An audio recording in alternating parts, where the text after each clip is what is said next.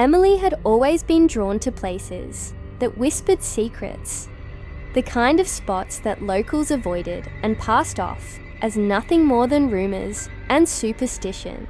When she first heard about Black Hollow, a small isolated town tucked deep in the forests of North Carolina, she knew she had to see it for herself. Rumors spoke of people vanishing without a trace, of shadows that moved when no one else was around, of whispers carried on the wind that would drive the sane to madness if heard too long. Most dismissed it as folklore, but for Emily, it was the perfect combination of eerie and fascinating. She wasn't alone. Her best friend Liam, a documentary filmmaker who thrived on capturing the unexplained, had insisted on coming along.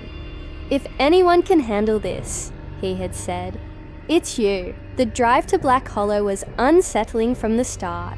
The main highway gave way to narrow, winding roads, lined with towering pines that blocked out the sunlight, casting the car in perpetual twilight even at mid-afternoon. A low, persistent fog crept along the asphalt, clinging to the tires, curling around the trees, and slipping under the doors of their rental car. Every mile deeper into the forest seemed to drain warmth from the air, replacing it with a chill that felt far too deliberate, almost like the land itself was warning them to turn back. Emily adjusted her camera on the dashboard and shot glances at the misty outline of the town ahead. The first sign, an old wooden post barely legible under years of moss and peeling paint, read simply, "Welcome to Black Hollow." There was an uneasy silence in the car as they drove into the town. The streets were empty, not just quiet, eerily devoid of life. A few shuttered houses leaned at awkward angles, their windows dark, as if they had been abandoned for decades. Even the trees along the road seemed to bow inward, their branches gnarled like arthritic fingers, swaying in a breeze that wasn't really there. Emily could feel her heart rate quicken. As the car rolled over uneven pavement, Liam noticed her tension. "It's perfect for footage," he said, trying to lighten the mood. "This is exactly what we're here for." She forced a small smile, but couldn't shake the growing dread curling in her stomach. Their attention was soon captured by the mansion. From a distance, it looked no different from other dilapidated old houses, weathered, sagging, and grey. But as they approached, a strange aura seemed to seep from its walls. The windows were thick with grime, yet faint streaks of light flickered from within, though the mansion had no power lines connected to it, and no sign of recent habitation. The front door was sealed with wooden planks, but one thick board had rotted away at the bottom, leaving just enough of a gap for them to squeeze through. Emily stepped out of the car first, her camera ready, lens trained on the dark structure. The air smelled like damp earth and decay, a pungent mix that made her stomach churn. They crossed the threshold, and immediately the temperature seemed to drop. The hallway was narrow and suffocating, lit only by the diffuse light from the cracked windows. Dust motes hung in the air, moving like tiny phantoms in the soft beams. The walls were lined with faded photographs, portraits of people whose faces seemed slightly distorted, like someone had blurred the features deliberately. Emily's fingers tingled as she touched one of the frames. The glass was icy cold. Liam stepped forward to film the details, but even as he held the camera steady, he caught movement in the corner of his lens. A shadow darting along the wall, too fast and too unnatural to belong to any person in the house. When he turned his head, nothing was there. "Did you see that?" he whispered. Emily nodded, trying to keep her voice calm. "Yeah, something moved." They exchanged a look of uneasy understanding. They were not alone. The house seemed to breathe around them, the walls exhaling a low, almost imperceptible hum that made their skin prickle. Every creak of the floorboards sounded amplified, like a footstep following them. Every distant thump or groan of the old house sent a shiver up Emily's spine. They moved deeper into the mansion, room by room, each one more unsettling than the last. There was a parlor with torn curtains that swayed without wind, a dining room where a long table was set, as if awaiting a feast long forgotten, and a staircase that led upward into complete darkness. Shadows pulled in corners, and occasionally they thought they glimpsed movement just beyond the corner of their eyes. Emily whispered into her camera, narrating everything. "There's something wrong here. Something is." Waiting. As night began to fall, the atmosphere intensified. The fading daylight through the grimy windows cast long shifting shadows that seemed to crawl across the floors. A faint scratching sound echoed from above them, like claws scraping along wood. Liam insisted they check the upper floor, despite Emily's hesitations.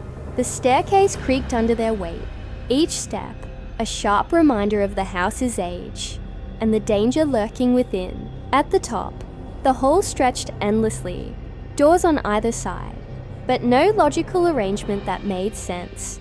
A cold draft seemed to follow them down the corridor. Then, from one of the rooms, a whisper floated out. It was soft, almost playful, yet terrifying in its insistence. "You shouldn't be here." Emily's hand trembled as she raised the camera. Liam froze, eyes wide, straining to locate the source. The room from which the sound emanated was empty, yet the whisper repeated, louder this time, closer. They tried to rationalize it, maybe a loose shutter, maybe their imagination heightened by fear. But when they peeked into the next room, the photographs lining the walls were no longer static. The faces seemed to twist, mouths stretching into silent screams, eyes following them. Emily felt a wave of nausea, her stomach knotting as the air thickened with a suffocating heaviness. Shadows shifted along the floor and walls, no longer obeying the laws of light. Every instinct screamed at them to leave, but an unexplainable pull urged them forward. Finally, they reached what appeared to be the master bedroom. At the center of the room was an old wooden chest, faint light spilling from its seams. Emily's curiosity, stronger than her fear, made her step closer. The chest lid creaked open with a sound like a tortured sigh, revealing nothing, just an empty interior. Yet the glow grew brighter, and from within, a cold wind burst forth, extinguishing the candles Liam had lit for filming. A shape began to form, shadowy and indistinct, with eyes like glowing embers that fixed on them instantly. Liam let out a startled yell, and Emily dropped her camera. The lens cracked as the chest slammed shut behind them, plunging the room into darkness, leaving only the echo of their own panicked breaths and a faint, lingering whisper that promised there was more waiting. It was in that moment, frozen between curiosity and terror, that Emily realized this night in Black Hollow was only beginning. Every step they had taken, every shadow and whisper, was leading them deeper into something ancient and unfathomable. And yet, despite every instinct screaming to flee, they were trapped, bound to the mansion and its secret. By a curiosity that refused to let go, the house seemed to pulse around them, alive in some way they could not comprehend. Emily's heart pounded in her ears, the sound almost drowning out the faint whispers that now seemed to come from everywhere at once. The mansion was not just a place. They were inside something sentient, aware of them, and patient. And the night, heavy with fog and the scent of decay, stretched endlessly ahead, promising that what awaited them was far worse than anything they could imagine. The darkness seemed to press against Emily and Liam like a physical weight, and every instinct in their bodies screamed at them to run. The chest was gone, but its presence lingered, a cold, lingering air that carried with it an unshakable sense of being watched. Emily bent down to retrieve her cracked camera, praying it still worked. But when she turned it on, the screen displayed static, fractured images of the room that didn't match reality. Shadows danced across the walls, twisting and elongating, creeping toward them in ways that defied logic. Liam grabbed her arm. "We have to get out. Now." They bolted toward the hallway, but the mansion had changed. Doors that were once straight ahead now opened to narrow, twisting corridors that seemed to stretch endlessly, bending the laws of space. Every step brought new whispers, soft at first, almost coaxing, then sharp and threatening, echoing from the walls and the floorboards. Emily's heart pounded as if it might burst from her chest. The shadows no longer lingered in corners. They moved with purpose, reaching for them, stretching impossibly long across the walls and ceiling. Emily felt a cold hand brush against her shoulder, but when she spun around, there was nothing there. Liam's breathing was ragged, each exhale visible in the icy air that seemed to grow colder with each passing second. The mansion's walls throbbed with a rhythm that matched their pulse, a slow, relentless beat that suggested the house was alive, watching, anticipating. "This isn't real," Liam muttered, though the tremor in his voice betrayed his fear. It's just..." His words were cut off by the sound of something dragging across the floor behind them. A heavy, deliberate scrape that made Emily stumble. They ran down a twisting staircase into the basement, hoping it might lead outside. But the basement was a maze of dark corridors, lined with shelves of broken furniture and rotting fabric. Shadows swirled at the edges of their vision, forming shapes that vanished when looked at directly. Emily's camera, still recording, picked up movements she couldn't see, shapes flickering in the lens, like distorted memories. A low growl resonated through the walls, vibrating under their feet, and she realized it was coming from all around them. The mansion wasn't just alive, it was hungry, and it wanted them to know it. At the far end of the basement, a door loomed, black and imposing. They ran toward it, but the floor beneath them groaned, boards snapping under their weight. Emily tripped, scraping her hands against the rough wood, and Liam yanked her up just as a shadow surged forward, brushing past her shoulder like a living wave. They reached the door, throwing it open, and were met not with the cool night air, but more darkness. The outside looked familiar, yet wrong. The forest stretched endlessly, fog choking the distance, trees looming higher and darker than any normal forest should. Every instinct screamed that they were still trapped, that the mansion's reach extended far beyond its walls. They moved cautiously through the fog, trying to retrace their steps back to the town, but the landscape refused to align with memory.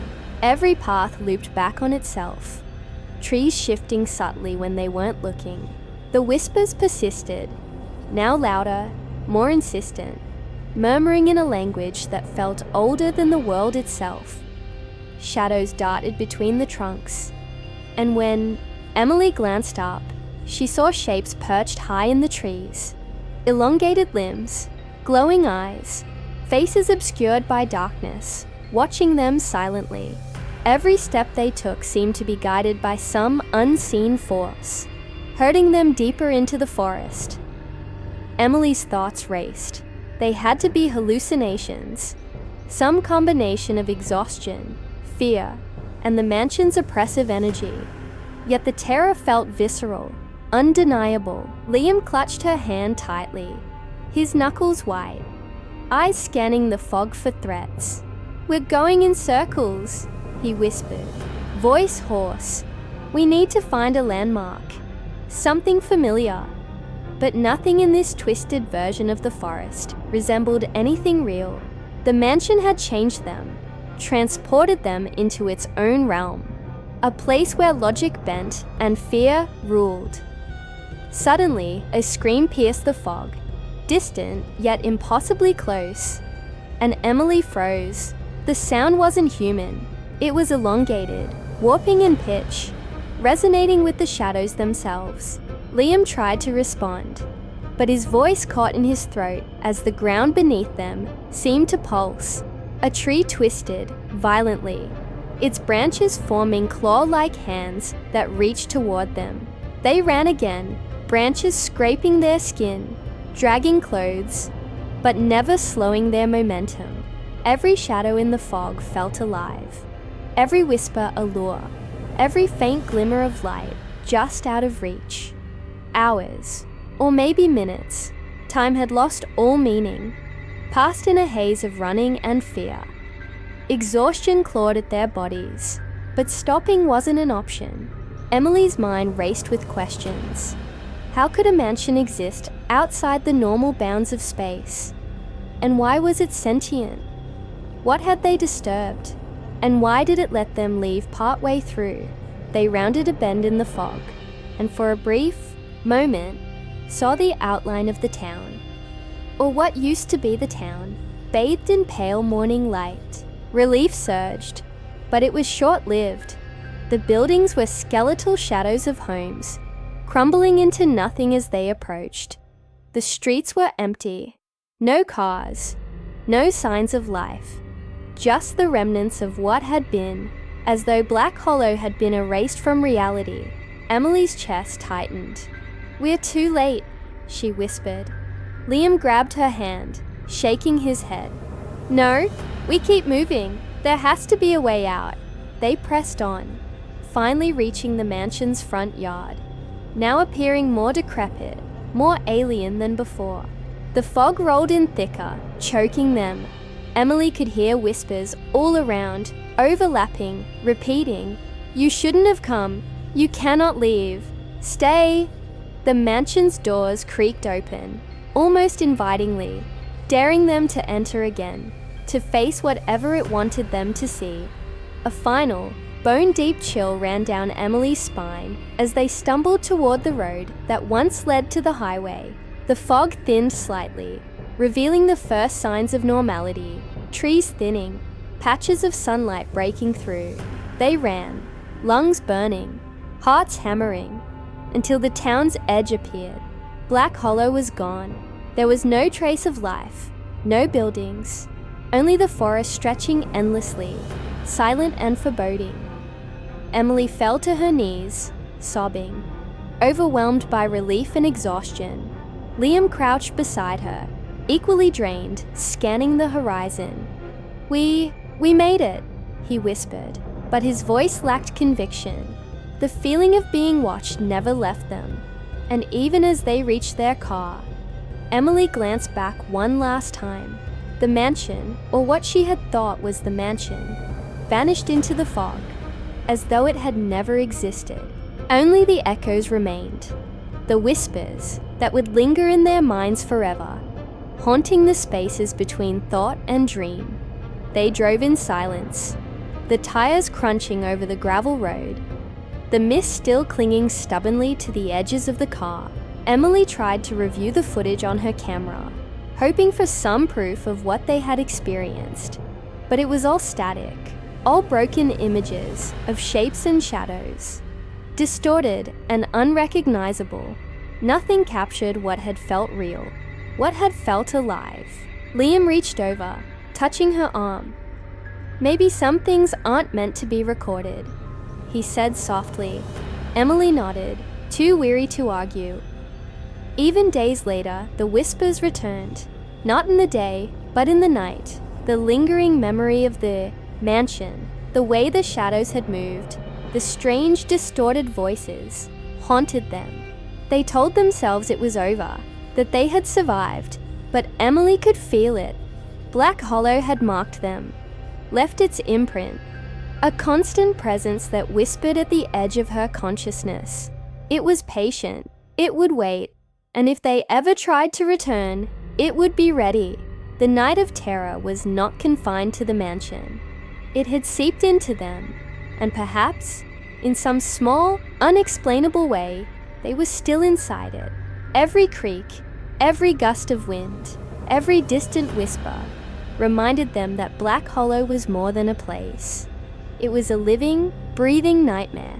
And nightmares, as they learned, never truly end. Please like and subscribe channel Fear Frequency for more horror stories. Thank you.